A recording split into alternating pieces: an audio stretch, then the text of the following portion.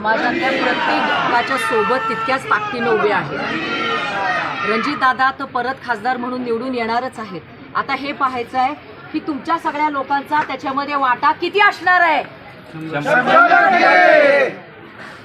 नरेंद्र मोदीजी आणि रणजितदादांच्या पाठीशी सगळीच जनता, सगळ्या समाजाचे घटक, आपले शिवसैनिक, त्याचबरोबर RPA, आपली सगळी भीमसेना आणि त्याचबरोबर इथं असलेले सगळेच बांधव माझ्या सगळ्या भगिनी ताकदीनं उभं राहतील अशी मला आशा आहे। आणि नरेंद्र मोदीजी, रणजितदादा, शमशेरदादा आणि आमचं कुटुंबीय जे की तुम्हाला सगळ्यांना आपलंच कुटुंब मानतं, तुमच्या पाठीशीही त्याच ताकदीनं आणि त्याच प्रेमानं आपलं कुटुंब असल्यासारखं पाठीशी राहील एवढी मी आज ग्वाही देते। आणि तुम्ही सगळे सुद्धा रणजितदादांच्या पाठीशी त्याच भक्कमपणे आणि त्याचबरोबर त्याच ताकदीनं आणि प्रेमानं पाठीशी राहाल अशी आशा व्यक्त करते।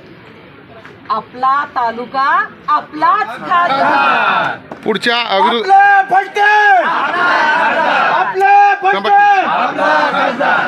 विरोधी पक्षाकडून भूमिका मांडली जाते की संविधान खतरे में है, जर भाजपचे 400 पार झाले तर संविधान बदलतील असा संभ्रम दलित समाजामध्ये, बहुजन समाजामध्ये आहे।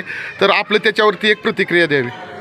विरोधी पक्ष काही ना काहीतरी असं पसरवायचा प्रयत्न करतं, कारण का त्यांना माहिती असतं की त्यांचं अपयश त्यांना समोर दिसते। असल्या भूलतापांना काही जनता आता कुठेही बळी पडत नाही। त्यांना विकास हवा आहे, त्यांना मूलभूत गरजा हव्यात, त्यांना इतर सुखसोयींची साधनं हवेत, म्हणून ते नरेंद्र मोदीजींच्याच पाठीशी उभे राहतील आणि आपल्या रणजितदादांच्याच पाठीशी उभे राहतील।